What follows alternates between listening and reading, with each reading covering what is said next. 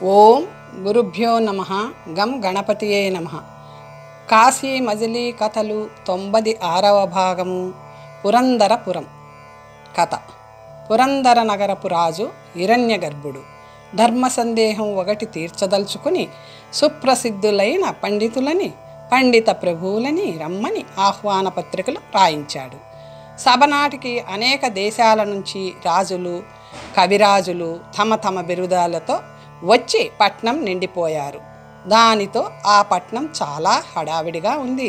భోజుడు కోటకముఖుడు కూడా దైవికంగా ఆ రోజుకే అక్కడికి చేరుకున్నారు. వీధుల్లో గుంపులు గుంపులుగా మూగి సరస్వతి మాటలని చెప్పుకుంటున్నారు. ఒకచోట కొందరు మగవాళ్ళు సరస్వతి వివాహం గురించి ఇలా మాట్లాడుకుంటున్నారు.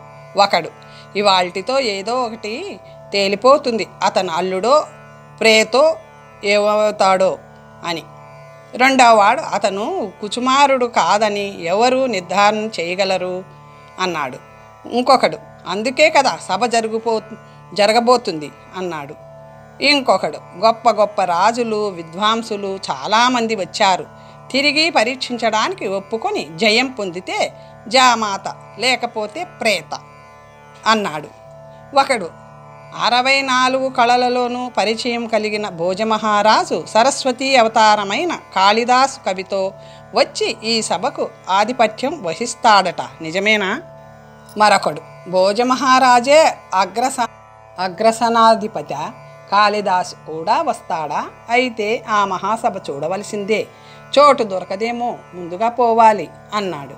ఇంకొకడు, సభాభవనం మన పట్టణమంతా ఉంది, ఎదురొచ్చినా సరిపోతుంది, ఎందరొచ్చినా సరిపోతుంది అన్నాడు.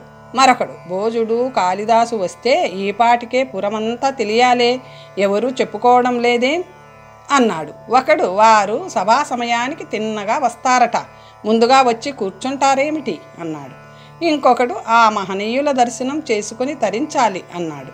మరొకడు, దీనిలో నిజమేమిటంటారు? రాజపుత్రికకి బ్రాహ్మణ్ణి పెళ్లాడడం ఇష్టం లేక ఇలా అంటుందేమో, ఆడవాళ్ల చేష్టలని అర్థం చేసుకోవడం అసాధ్యమే. ఇంకొకడు, కాళిదాసే వస్తే నిజం బయట పడకుండా ఉండదు, ఆ మహాకవి గురించి అనేక కథలు చెప్పుకుంటారు, ఈ కుచుమారుడి మూలంగా వాళ్ళ దర్శనం కలుగుతుంది అన్నాడు. వాళ్ళ మాటలు విన్న భోజుడు, ఆహా, మహానుభావుడైన కాళిదాసు వల్ల నా పేరుకి కూడా ప్రసిద్ధి వస్తుంది, అంతటి వాడిని అవమానపరిచిన నా పాపానికి నిష్కృతి ఉందా? అందుకే ఇలా కష్టాలు పడుతున్నాను, ముందు కాళిదాసు ఉండే చోటు చూడాలి అనుకుంటూ ఘోటక ముకుడిని వాళ్ళతో, ఏదో మాట్లాడుతున్నావు, విశేషాలేమైనా తెలిసాయా అని అడిగాడు. కుచుమారుడు నా మిత్రుడని మీకు చెప్పాను కదా, 64 విద్యలు వచ్చిన సరస్వతిని అతనే జయించాడు, చిలక చేత వాదన చేయించాడట. ఆ విద్య మాకు తప్ప ఎవ్వరికీ రాదు, అతను ఏమయ్యాడో తెలియదు. మరొకడు వచ్చి నేనే కుచుమారుడినని చెబుతున్నాడట. 64 విద్యలు భోజుడికి వచ్చునని కాళిదాసుతో కలిసి రమ్మని కబురు పంపారట.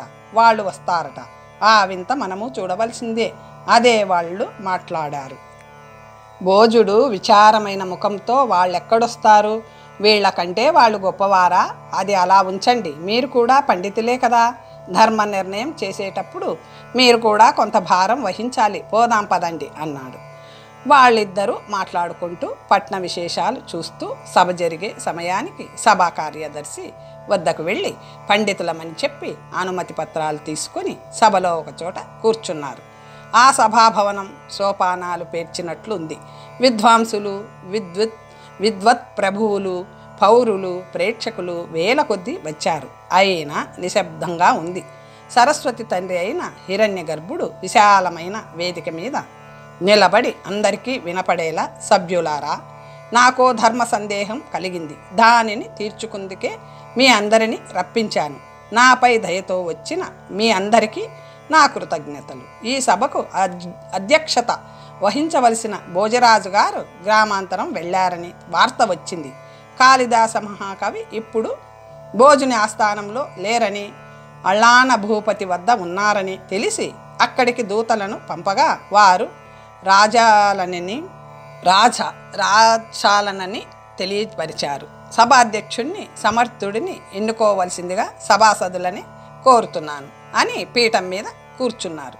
అప్పుడు కొందరు విద్వాంసులు లేచి, గోనర్ధీయుడనే మహారాజు 64 విద్యలు తెలిసిన ప్రౌఢ, అతనిని సభాధ్యక్షుడిగా చేయవలసింది అన్నారు. మరికొందరు మరొకరిని సూచించారు. భోజుడు లేచాడు. గోటకముగుడనే మహాపండితుడు 64 కళలలోనూ పాండిత్యం కలవాడు, అతని అధ్యక్షుడిగా అర్హుడు అని కేకవేశాడు. హిరణ్య గర్భుడు సభాసదుల అలా సూచించిన వారందరినీ ముందరికి రప్పించాడు. వారిలో ఒకరిని ఎన్నుకోమన్నాడు.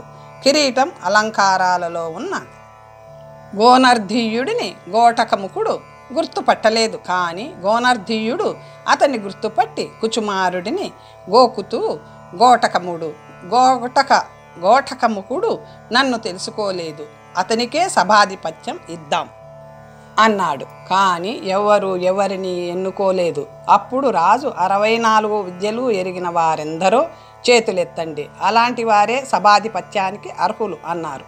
గోనర్ధీయుడు, గోటకముకుడు మాత్రమే చేతులెత్తారు. అప్పుడు గోనర్ధీయుడు గోటకముకుడిని సమర్థుడని చెప్పగా రాజు అతని మెడలో పూలమాల వేసి అగ్రపీఠం మీద కూర్చోబెట్టాడు.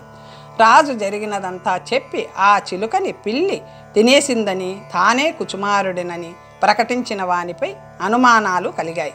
దాదులు కుచుమారుడు ఈతను కాదంటున్నారు, ఈ సందేహం మీరే తీర్చాలి అన్నాడు. సరస్వతి సకురాలు లేచి, అయ్యలారా, చిలక చేత ప్రసంగింపజేసిన కుచుమారుడు ఇతను కాడు, అతనిని నేను చూశాను, అతని రూప లక్షణాలు మనోహరాలు, ఇతనే అతనైతే మళ్ళీ ప్రశ్నలు అడిగితే ఎందుకు జవాబు చెప్పడు? మా ప్రశ్నలకు సమాధానాలు చెబితే మన్నిస్తాం, లేకపోతే శిక్షించండి, ఇదే మా రాజపుత్రిక అభిప్రాయం అంది. సభాపతి కపట కుచుమారుడి వైపు చూసి, నువ్వేం చెబుతావు అని అడిగాడు. అతను లేచి గద్గితిక స్వరంతో, నేను చిలకకి నా విద్యలన్నీ ఉపదేశించాను, దాని ద్వారానే ఆమెను ఓడించాను. దైవికంగా అది పిల్లి చేత చంపబడింది.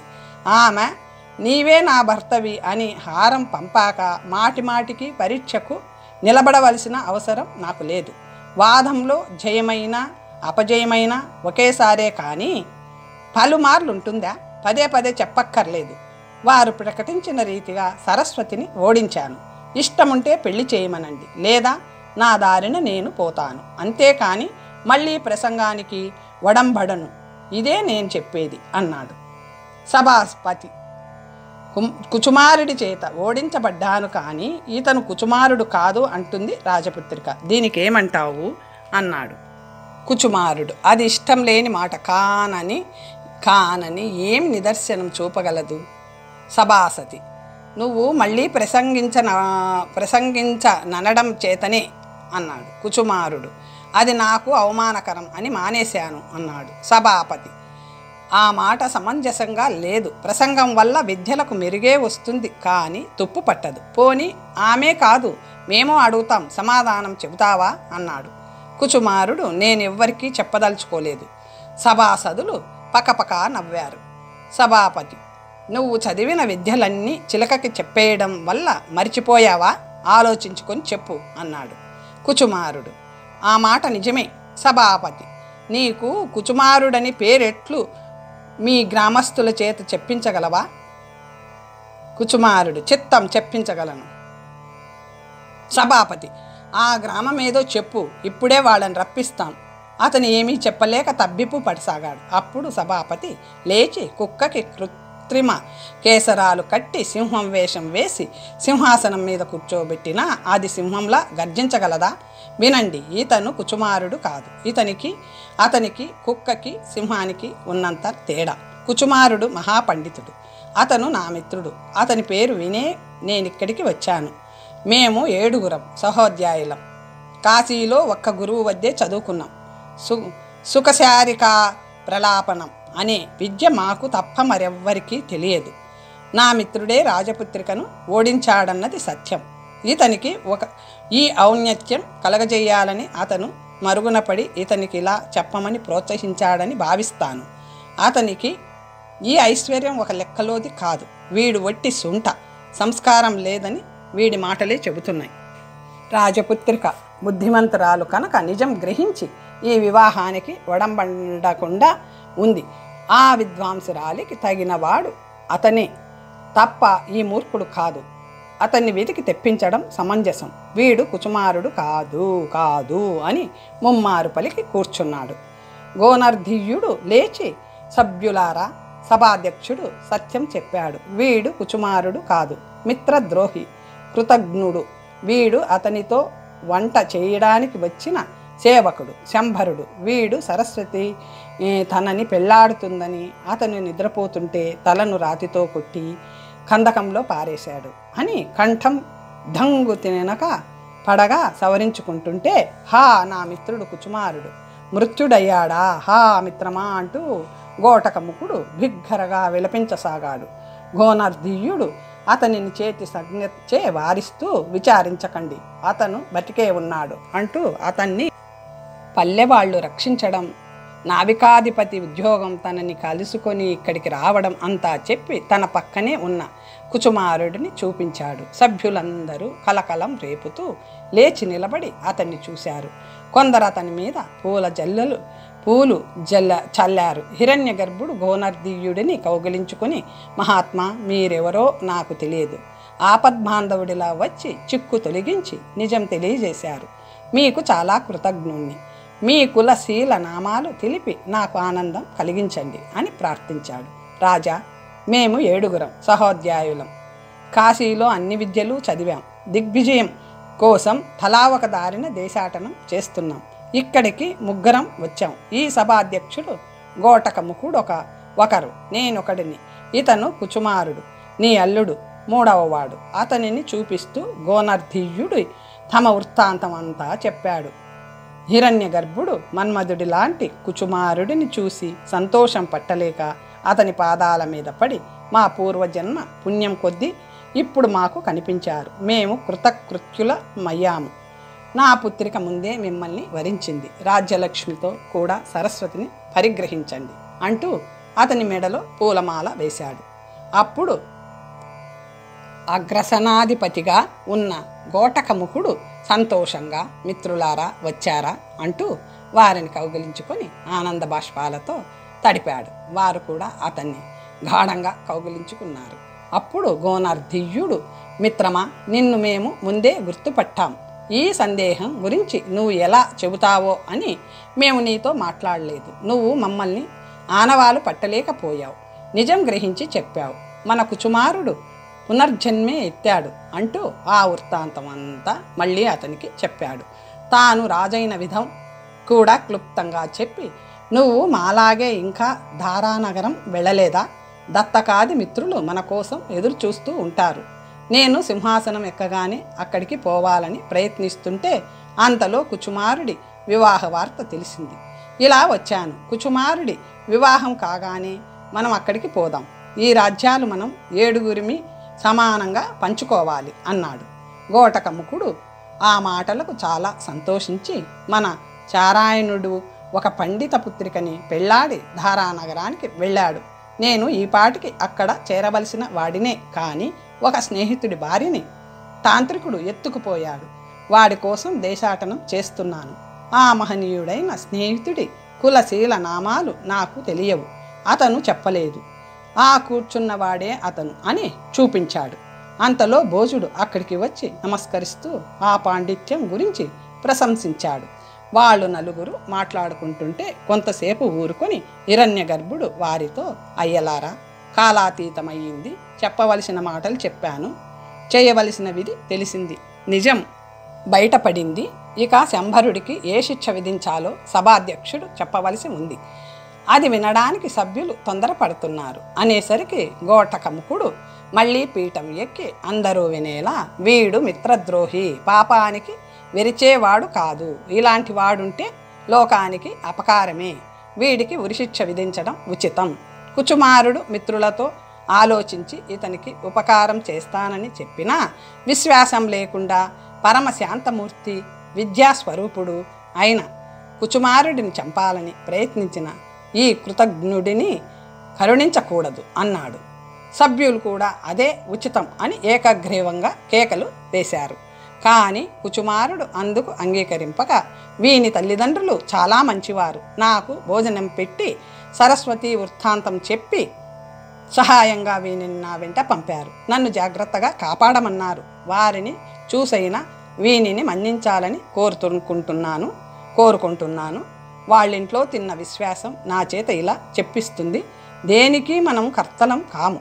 దేవుడు ఒకడి వల్ల భయం కలగజేస్తే మరొకటి ద్వారా ఆ భయం పోగొడతాడు అంటూ శంభరుడికి శిక్ష పడకుండా చేశాడు. అతని కృపా స్వభావాన్ని అందరూ మెచ్చుకున్నారు. అంతటితో సభ ముగించి హిరణ్యగర్భుడు కుచుమార, గోనర్ధీయ, ఘోటకముకులకి తన కోటలో ప్రత్యేక విడుదలలో ఉంచి గౌరవించసాగాడు. సకురాలి ద్వారా అది విన్న సరస్వతి చాలా ఆనందిస్తూ మరో చిలుకకి విద్య నేర్పమని చెలికత్తె ద్వారా కుచుమారుడికి పంపింది. అతను దానిని దువ్వుతూ అస్థిమాల తగిలించి దానికి విద్యలు నేర్పి పంపాడు. ఆ చిలక వెనకటి చిలక కంటే ప్రౌఢంగా సరస్వతితో ప్రసంగించి ఆశ్చర్యపరిచింది. అప్పుడు ఆమె ఆనందంలో మునిగిపోతూ పత్రిక ద్వారా తన సంతోషాన్ని తెలియజేసింది. శుభముహూర్తంలో హిరణ్యగర్భుడు సరస్వతిని కుచుమారుడికిచ్చి వివాహం చేశాడు. భోజుడు, గోనర్ధీయుడు, ఘోటకముకుడు పెళ్లి పెద్దలై మహోత్సవాలు చేశారు. వేడుకలతో కొన్ని రోజులు గడిపాక ఘోటకముకుడు తన మిత్రులతో, మిత్రులారా, మీరిద్దరూ మహారాజులయ్యారు. మీ వల్ల మేము అలాంటి వారమే అవుతాం. మన మిత్రులు ధారానగరంలో మన కోసం ఎదురు చూస్తుంటారు. మీరు అక్కడికి వెళ్ళండి. భైరవుడు ఏకశిలా నగరానికి వెళ్తున్నాడని విన్నాం. నేను అక్కడికి పోయి వాని వార్త తెలుసుకొని ధారానగరానికి వస్తాం. ఇతను మనకి 8వ మిత్రుడు. తను కూడా ఆ నగరానికి వచ్చి మన మిత్రులను చూస్తానంటున్నాడు. మేము వెళ్ళడానికి అంగీకరించండి అన్నాడు. అంతవరకు చెప్పి ప్రయాణ సమయం కావడంతో కథ ఆపాడు మనిషిద్ధుడు. గోపాలుడు లేచాడు ప్రయాణానికి. అళ్ళాను రాజు కథ. ఏకశిలా నగరాన్ని రాజధానిగా చేసుకొని అళ్ళాను రాజు పరిపాలించేవాడు. అతనికే బళ్ళానుడనే మరో పేరు కూడా ఉంది. దాన ధర్మాలకి అతని పేరు పొందాడు. కవి పండితులని చక్కగా ఆదరించేవాడు. నిత్యము 10 మందిని అర్చించి తృప్తిపరిచి వారు ఏది కోరినా ఇవ్వడం వ్రతనియమంగా పెట్టుకున్నాడు.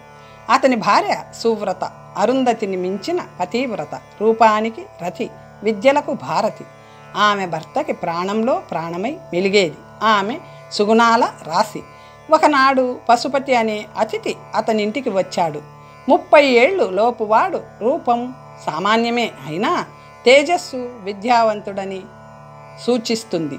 విభూతి రాసుకొని రుద్రాక్షలు ధరించి మరో మహేశ్వరుడిలా తోస్తున్నాడు. అతన్ని రాజు యథావిధిగా అర్చించి వాడుక ప్రకారం నమస్కరించి, మహాత్మా, నువ్వు పరమశివుడి వలె మా ఇంటికి వచ్చి మమ్మల్ని కృతార్థుల్ని చేశావు. మీ పాదరేణువు సోకి మా గృహము పవిత్రమయ్యింది. మీకేది ప్రియమో చెప్పండి, అది నెరవేర్చి ఫలం పొందుతాను అని వినయంగా ప్రార్థించాడు. అతను కొంచెం ఆలోచించి, రాజా, కోరిక అంటే మనసులో పుట్టేది కదా. హృదయంలో అనేక ఉద్దేశాలు కలుగుతుంటాయి. అవన్నీ బయటికి చెబితే వెర్రివాడంటారు. ఇప్పుడు మీరు నా కోరిక అడిగారు. మనసులో పుట్టిన అభిలాష దాచి మరొకటి అడగడం న్యాయం కాదు. ఆ అభిలాషను తీర్చితే కానీ మీ వ్రతం సఫలం అవ్వదు. ఇప్పుడు నా మనసులో పుట్టిన అభిలాష ఇతరులతో చెప్పదగినది కాదు. కనుక మీకు సుఫలం ఇచ్చేస్తాను. అనుజ్ఞ ఇవ్వండి, పోయి వస్తాను. కోరిక సంగతి అడక్కండి అన్నాడు. మహేశ్వర, నేను ఒక దేశానికి అధిపతిని. మీ కోరిక తీర్చలేనా? మీరు కోరినది నా దేశంలో ఎక్కడున్నా తెచ్చి ఇవ్వగలను. సందేహించకండి, చెప్పండి అని రాజు అనేసరికి అతిథి నిట్టూర్చుతూ, అయ్యో, నేను నిజం ఎందుకు చెప్పాను? నా కోరిక చాలా నీచమైంది. నా ప్రారబ్ధం వల్ల ఇవాళ అలాంటి అభిలాష కలిగింది. చెప్పడానికి నోరు రావడం లేదు. తీరా నా కోరిక వింటే ఛీ అని ముఖం మీద ఉమ్ముతారేమో. అసహ్యం, అసహ్యం, అపకీర్తి, అపకీర్తి, నేను చెప్పలేను అన్నాడు. అప్పుడు రాజు, నువ్వు పరమోత్తముడివి. నీ కోరిక తీర్చకుండా నేను భుజించలేను. ఇప్పటికే ప్రొద్దుపోయింది. నీ కోరిక ఎంత నీచమైనదైనా తీరుస్తాను. ఆలసింపక చెప్పు అన్నాడు. అతను, రాజా, నీ బలవంతం వల్ల విధి లేక చెబుతున్నాను. ఆహార నిద్రా మైథునాలు జంతువులకు సహజాలు. నేను బ్రహ్మచారిని, భార్య లేదు. సంతుష్టుగా భోజనం చేయడంతో 3 పురుషార్థ కామం నన్ను వేధిస్తుంది. ఏం కావాలి అని మీరు అడగడంతోటే నా మనసు సంభోగం మీదకి పోయింది. అది ఎలా చెప్పగలను? అసభ్యం కదా. దానిని కప్పిపుచ్చి మరొకటి కోరితే కపటం అవుతుంది. ఈ కోరిక మీరు ఎలా తీర్చగలరు? నన్ను పోనివ్వండి అన్నాడు. ఇలాంటి తుచ్చపు కోరిక కోరినందుకు మన్నించండి అన్నాడు సిగ్గుపడుతూ. రాజు మందహాసం చేస్తూ, నువ్వు యథార్థవాదివి. నీ మాటలు నాకు సంతోషం కలిగించాయి. నువ్వేమీ సంశయింపకు. నీ కోరిక తప్పకుండా తీరుస్తాను. పరశరుల వంటి మహారుషులే కామానికి దాసులు అవ్వగా ఇతరుల మాట చెప్పడానికి ఏముంది? దీనిలో తప్పేమీ లేదు. వేశ్యాకాంతలు వివాహమాడకుండా ఉండడం నీలాంటి వారి కోసమే. మా ఊరిలో చక్కని చుక్కలైన వారకాంతలు ఎందరో ఉన్నారు. వారిలో అతి చక్కని దానిని రప్పించి నీ అభిష్టం తీరుస్తాను. అంగీకారమేనా అని అడిగాడు. మహారాజా, నేను వేశ్యాకాంతని కాక కులకాంతని కోరుతానా? కానీ ఒక మాట గుర్తుంచుకో, విటుని ఆధీనంలో ఉన్న వేశ్యని తీసుకురాకూడదు. నా మూలంగా ఆ విటుడు బాధపడతాడు. ఎవరికైనా కామం సాధారణమే. బళానుడు తన ఇంట్లో ఒక గదిని చక్కగా అలంకరింపజేసి అంశతూలిక తల్పం మీద అతన్ని కూర్చోబెట్టి, ఉత్తమ లక్షణాలు కలిగినది, ఎవరి ఆధీనంలోనూ లేనిది అయిన వారకాంతని తీసుకొచ్చి అప్పగించండి అని మంత్రులకి నియోగించి తాను దేవతా గృహానికి పోయాడు. మంత్రులు శృంగార పురుషులు కొందరని వెంటబెట్టుకొని వేశ్యావాటికకి పోయి రూప యవ్వన విద్యా విశేషాల చేత పేరొందిన వేశ్యలెవరని అడిగారు. ఒక విట ప్రముఖుడు అనేక మంది పేర్లను చెప్పాడు. మాకు ఎందరో అక్కర్లేదు, ఒక్కరే మంచి చక్కనిది కనబడే ఆ పెద్ద మేడ ఎవరిది అంటే చంద్రలేఖది. రూపంలోనూ ఆటపాటలలోనూ మేటి. తీసుకురానా అన్నాడు. తీసుకురా అన్నాడు మంత్రి. ఆమె తీసుకురాబడింది. మంత్రి, నువ్వు ఈ రాత్రి ఒక్క మహేశ్వరుడి ఆధీనంలో ఉండాలి. ఇది రాజుగారికి ప్రీతికరమైన పని అని అడిగించాడు. ఆమె, రాజశాసనానికి బద్దులమే. నా విటుడు మంచం మీద ఉన్నాడు. అతనికి చెప్పి ఒప్పించి వస్తాను అంది. మంత్రులు, నువ్వు పనికిరావు. విటుడి ఆధీనంలో లేని భోగంశ్రీ కావాలి అన్నారు. తారావళి ఖాళీగా ఉంది అని చంద్రలేఖ చెప్పడంతో విటుడు వెళ్ళి మంత్రుల సందేశం చెప్పి ఆమెను అక్కడికి తీసుకొచ్చాడు. ఆమెతో, ఈ రాత్రి నువ్వు విడిగా ఉంటే మాతో రా, కానుకలిస్తాం, పనుంది అన్నారు మంత్రులు. ఆమె, స్వామి, ఇంతవరకు విడిగానే ఉన్నాను. ఇప్పుడే ఒకరు తాంబూలం ఇచ్చిపోయారు. ఈ రాత్రి తీరిక లేదు అంది. అప్పుడు మంత్రులు, విటులతో ఉన్నవారిని కాక విడిగా ఉన్న దానినే తీసుకురా, కావలసినంత ధనమిద్దాం అన్నారు. నీలవేణి ఎవరో విటుడికి సంగీతం పాడుతుంది. పద్మగంధిని పిలవాలని ఇంటి తలుపు కొట్టగా వానిని ఉంచుకున్న రంగాచార్యులు తలుపు తీసి ఏం పని అని అడిగాడు. ఏమీ లేదు అని మరలిపోయాడు విటుడు. ఆచార్యుడికి అనుమానం వచ్చి పద్మగంధిని చూస్తూ, ఎంతటి దానివే, ఎవరూ ఇంటికి రావడం లేదని ప్రమాణం చేశావే, మరిప్పుడు ఈ తుంటరి పొద్దుపోయి ఈ ఇంటికి ఎందుకు రావాలి? నేను లేననుకున్నాడు కాబోలు. నన్ను చూసి మాట్లాడకుండా పోయాడు. వాడెందుకొచ్చాడో చెప్పు అని గద్దించాడు. పద్మగంధి, రామరామ, మీ తోడు నాకేమీ తెలియదు, వాడెవడో అంది. ఆచార్యులు, వాడు పోకిరివాడు, పారుబోతు, పొగరుబోతు, ఈ వేశ్యావాటికలో తిరుగుతుంటాడు. కనకాచలం మూలంగా మా ఇద్దరికి ఒకసారి ముష్టి యుద్ధం జరిగింది. వాడు ఇక్కడికి ఎందుకు రావాలి అన్నాడు. పద్మగంధి, ఏమో నాకు తెలియదు. నమ్మితే నమ్మండి, లేకపోతే లేదు. నేనేం చేయగలను అంది. ఆచార్యులు, మరెవరినీ రానివ్వనని కదా నా దగ్గర భారీగా ధనం తీసుకున్నావు. ఆ తొత్తు కొడుకు నా ఇంటికి ఎందుకు రావాలి? ఈ రాత్రికి నేను రాననుకొని రమ్మన్నావు. నీ సంగతి తెలిసే వెళ్ళిన పని కాకపోయినా వేగంగా వచ్చాను. రాకపోతే ఎంత మోసం జరిగేదో అన్నాడు. పద్మగంధి, గొప్పవాడివి, నన్ను పట్టుకున్నావు. నువ్విచ్చే భత్యంతోనే బతికేస్తున్నాను. ఇష్టముంటే ఉండు, లేకపోతే పో. నా ఇంటికి స్నేహితులు పరిచితులు వస్తుంటారు. మాటి మాటికి అనుమానిస్తే జవాబు చెప్పేవాళ్ళు లేరిక్కడ అంది. అది అలా కసిరేసరికి తాగి ఉన్న కోపం పట్టలేక, ఓసి రండా, ఎంత కొవ్వెక్కావే, పుట్టెడు మాన్యం అమ్మి తెచ్చి ఇచ్చిన సొమ్ము నీ అబ్బ గడించాడనుకుంటున్నావా అంటూ వీపు మీద ఒక గుద్దు గుద్దాడు. అది మొర్రోమంటూ ఏడవసాగింది. అప్పుడు రాక్షసిలాంటి దాని తల్లి వచ్చి, కుక్క నా కూతురిని కొడతావురా, కుక్క నా కూతురిని కొడతావరా, నీ చేతిలో పడిపోను, దున్నపోతులా ఉన్నావు, వచ్చిన వాడెవడో చూపించు, వాడి జుత్తో కొరిగించేస్తాను అంటూ అతన్ని జుట్టు పట్టుకొని వీధిలోకి ఈడ్చుకుపోయి, ఏడి చూపించు అని కేకలు పెట్టింది. బాబోయ్ చచ్చాను అంటూ అతను అరవసాగాడు.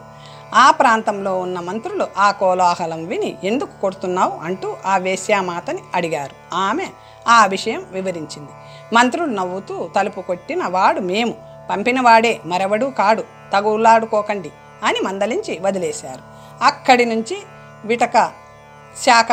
విటశాఖామణి మణిమంజరి ఇంటికి వెళ్ళాడు. అది సరసుడితో ఆడుతుంది. తెలిసే మంజువాణి ఇంటికి వెళ్ళారు. అది తలుపు తీసి, దారి తప్పి వచ్చారే అని సరసంగా ఆడింది. అతను తాను వచ్చిన పని చెప్పాడు. అప్పుడు, ఇంత పొద్దుపోయి వచ్చి చెబుతారా, ఇవాళ శివరాత్రే అనుకున్నాను. రాజుగారి చేత అర్చితుడైన లింగదారి ఒకడు ఇప్పుడే వచ్చి తాంబూలం ఇచ్చి లోపలికి పోయాడు. గడియ అయ్యింది, లేకపోతే మాట దక్కేది. పోని ఆయనని అడిగి వచ్చేదా అంది ఆమె. రాజశాసనం అలా లేదు, ఖాళీగా ఉన్నదే కావాలి అంటూ శరత్చంద్ర ఇంటికి వెళ్ళగా అది ఎవరితోనో సరసం ఆడుతుంది. ఆ ఊళ్ళో ఉన్న వేశ్యల ఇళ్ళన్నీ చూశాడు.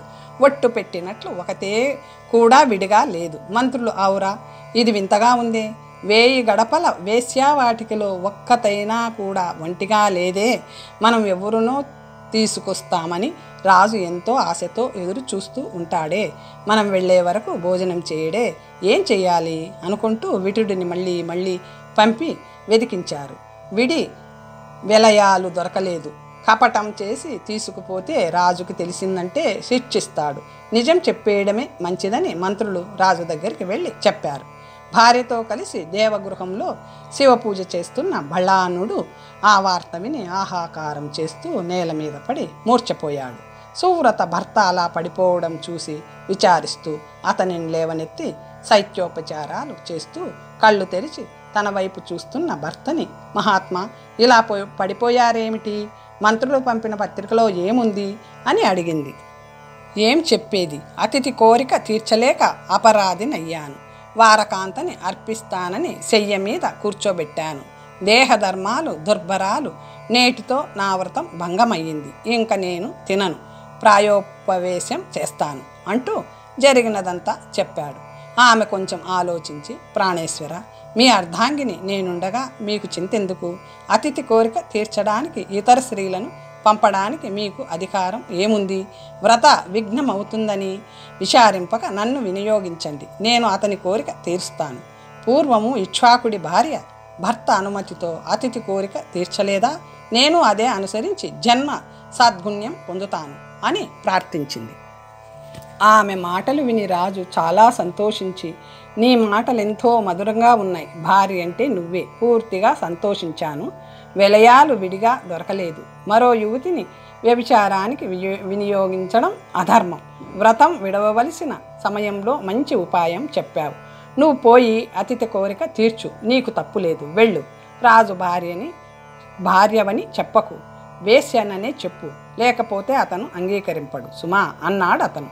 పాతివ్రత్య భంగం కాదనే దృఢ నమ్మకంతో సువ్రత చక్కగా అలంకరించుకొని కస్తూరి పరిమళాలు వ్యాపిస్తుంటే అతిథి పడుకున్న గదిలోకి పోయి అతనికి నమస్కరించింది. మహాత్మా, నేనొక వారకాంతని, బళ్ళాన మహారాజు పంపగా మీ వద్దకు వచ్చాను, నా వలన మీ కోరిక తీర్చుకోండి అంటూ ఎదురుగా నిలబడింది.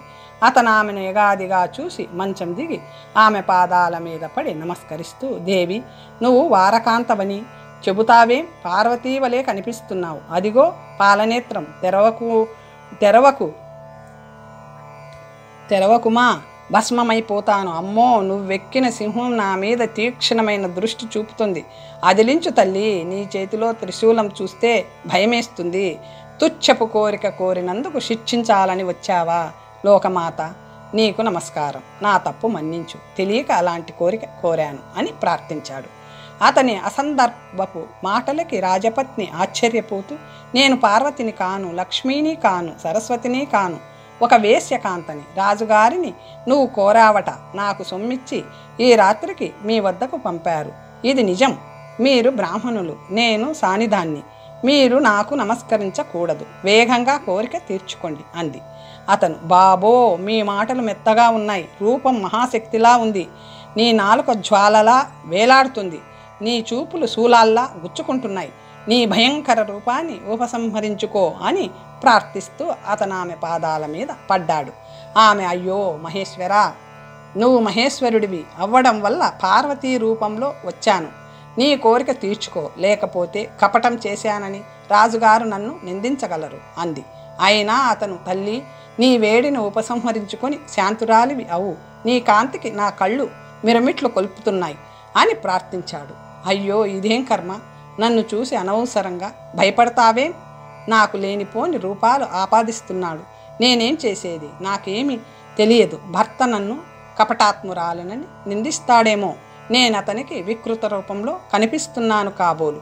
ఈశ్వర మాయని తెలుసుకోవడం ఎవరి తరం అనుకుంటూనే అతన్ని మరికొంత ప్రోత్సహించింది. కానీ అతను రక్షించు రక్షించు అనే మాట తప్ప మరొకటి లేదు. వాళ్ళిద్దరూ అలా మాట్లాడుకుంటుండగానే కోడి కూసింది. వీళ్ళు ఏం చేస్తున్నారో చూద్దామని ఆ గది వద్దకు వచ్చిన రాజుకి వాళ్ళ మాటలు వినబడ్డాయి. దేవి, నన్ను మన్నించు. నీ వేడికి నా శరీరం దహించుకుపోతుంది. శాంతించు మహారాజా, నా అభిష్టం తీరుస్తానని ఇలాంటి దారుణం చేశావేం? మహాశక్తిని ప్రయోగిస్తావా? ఇదే నీ వ్రత పరాయణత్వం. నా కోరిక తీర్చకపోతేనే సంతోషించేవాడిని. ఈ ఆపద దాటించు అంటూ మొరపెట్టుకుంటున్నాడు. ఆ మాటలు విని, భయపడకు, నేను వస్తున్నాను అంటూ రాజు తటాలున ఆ గది తలుపు తెరుచుకుని లోపలికి పోయాడు. సువ్రత మంచం దగ్గర నిలబడి ఉండగా మహేశ్వరుడు ఆమె పాదాల దగ్గర పడి ఉన్నాడు. ఏమిటది? అతిథిని భయపెడుతున్నావా? అలా వేడుకుంటున్నాడేమిటి అని భార్యని అడుగుతున్న రాజుని అతను కౌగిలించుకొని, మహారాజా, నన్ను రక్షించు. ఈమె తేజం శరీరాన్ని మండిస్తుంది. నువ్వు దగ్గరకు రావడంతో కొంచెం చల్లబడింది. నాకేమీ వద్దు. నా దారిన నన్ను పోనివ్వండి అన్నాడు. రాజు అతని వీపు తట్టుతూ, మహేశ్వర, ఊరికే భయపడతావే? మహాశక్తి ఎక్కడ? దివ్యమంగళ స్వరూపమైన ఆమెను చూడు. అభిష్టం ఎందుకు తీర్చుకోలేదు? ఈమె వేశ్య, కళ్ళు తెరిచి చూడు అన్నాడు. అమ్మా, రెప్పలు బరువెక్కాయి. ఆమె తేజం కళ్ళని తెరవనివ్వలేదు. అదిగో త్రిశూలం కదిలిస్తుంది. బాబూ, మహాశక్తిని ప్రయోగించావు. ఎలా తాళగలను? రాజా, రక్షించు, శరీరం దహించుకుపోతుంది అంటూ అతను వెర్రెక్కిన వాడిలా అటూ ఇటూ గంతులేసాగాడు. రాజు, ఏమీ లేదు, భ్రమపడుతున్నావు అన్నాడు. అతను కెళ్ళెత్తి చూసి, గుడ్డివాడినైపోయాను. చెడు కోరిక కోరినందుకు నాకు ఇలాంటి శిక్ష విధించావు. బుద్ధొచ్చింది. మరెప్పుడూ ఇలాంటి అభిలాష పడను అంటూ చెంపలేసుకోసాగాడు. మహేశ్వర, ఇది వేశ్య, నేను రాజుని. ఇక్కడ మనం ముగ్గురము తప్ప మరెవ్వరూ లేరు. ఆదిశక్తి ఎక్కడుందో చూపించు అని అడిగాడు రాజు. వేశ్యనని నా మంచం దగ్గరకు వచ్చి నిలబడినదే ఆదిశక్తి. పార్వతి, భవాని, దుర్గా ఎదురుగా ఉండగా అడుగుతావేం? రాజా, ఆమె పాదధూళి తీసి నా శరీరానికి రాయి. నా శరీరం తాపం తగ్గుతుంది. లేకపోతే తాళలేను అని బతిమాలుకున్నాడు అతిథి. ఏం చెయ్యాలో తోచక రాజు అతను కోరినట్లే చేశాడు. అప్పుడు అతని శరీరం వెన్న పూసినట్లు చల్లబడింది. అమ్మయ్యా, బతికాను. తాపం తగ్గింది. చూపు వచ్చింది. ఆహా దేవి, నీ మహత్యం వర్ణించడం ఎవరి తరము కాదు. నేను మహారాజుని. తుచ్చమైన కోరిక కోరినందుకు నాకు బుద్ధి వచ్చేలా శిక్షించావు అంటూ మరికొంత పాదధూళి తీసి శరీరానికంతటికీ రాసుకుని, మహారాజా, నేను ఇప్పటికీ పవిత్రుడినయ్యాను. పోయి వస్తాను. అనుజ్ఞయువు. శివపూజా ధురంధరుడి వేయిన నిన్ను కోరానని కోరరాని కోరిక కోరాను. అది తప్పని ఇప్పుడు నాకే తోస్తుంది. దైవం వల్లనే నాకు అలాంటి సంకల్పం కలిగింది. నువ్వు ధన్యుడివి అని స్తుతిస్తూ రాజు బతిమాలుతున్నా అతను అక్కడ ఉండక ఎక్కడికో పోయాడు. సువ్రత పాతివ్రత్యానికి ఆశ్చర్యపోతూ రాజు ఆమెను ఎంతగానో పొగిడాడు. అళ్ళానుడిని పరీక్షించడానికి ఈశ్వరుడి చేత ప్రేరేపించబడి ఆ మహేశ్వరుడు అతిథి అలా కోరాడని కొందరంటే, మహాపుణ్యాత్ముడైన రాజుని అలాంటి తుచ్చమైన కోరిక కోరినందునే ఆ విప్రుడు అలా పరాభవించబడ్డాడని కొందరంటారు. అలాగా సూరత అనే సాధ్వీమణితో కూడి ధర్మంగా ప్రజలను పాలిస్తూ కవులను ఆదరిస్తూ చాలా కీర్తి పొందాడు అళ్ళాన భూపాలుడు. భోజుడి చేత అవమానించబడిన కాళిదాసు నానా దేశాలు తిరుగుతూ ఒకనాడు ఆ మహారాజు ఆస్థానానికి వెళ్ళాడు. అతని తేజస్సుకు ఆశ్చర్యపోయి ఆ మహారాజుని సహోభ్యులందరూ చూస్తుండగా కుడి చెయ్యి ఎత్తి ఒక అద్భుతమైన శ్లోకంతో ప్రశంసించాడు. ఆ శ్లోకం విని బళ్ళానుడు ఆశ్చర్యము ఆనందము పట్టలేక అతనిని కౌగలించుకొని, మహాత్మా, నీ పేరేమిటి? కులశీలాలు నామాలు చెప్పి నన్ను ధన్యుణ్ణి చెయ్యి అని ప్రార్థించాడు. అందుకతను, నా పేరు కాళిదాసు, భోజుడి ఆస్థానంలో ఉండేవాడిని, దేశాలు చూడాలని బయలుదేరాను అన్నాడు. అళ్ళానుడు, కవీంద్ర, నీ ప్రఖ్యాతి ఇదివరకే మాకు వీణుల విందు చేసింది. నా పూర్వపుణ్యం కొద్దీ నువ్వు నా దగ్గరికి వచ్చావు. నేను కృతార్థుడిని అయ్యాను. నా సింహాసనం అధిష్ఠించి నువ్వు ఈ రాజ్యాన్ని పాలించుకో. నేను నీ దాసుడనై సేవలు చేసుకుంటాను అన్నాడు నమస్కరిస్తూ. అందుకు కాళిదాసు, బ్రాహ్మణులకి రాజ్యమెందుకు? పైగా భార్యాపుత్రులు లేని నేను రాజ్యం ఏం చేసుకుంటాను? అన్నవస్త్రాలిస్తే చాలు, ఉంటాను అన్నాడు. రాజు చాలా సంతోషించి అతనికి ఒక దివ్య భవనం కట్టించి ఇచ్చి తనతో సమాన గౌరవంతో చూస్తూ విద్యా వినోదాలతో కాలక్షేపం చేయసాగాడు. వచ్చే భాగంలో తర్వాత కథ తెలుసుకుందాం. ఓం స్వస్తి.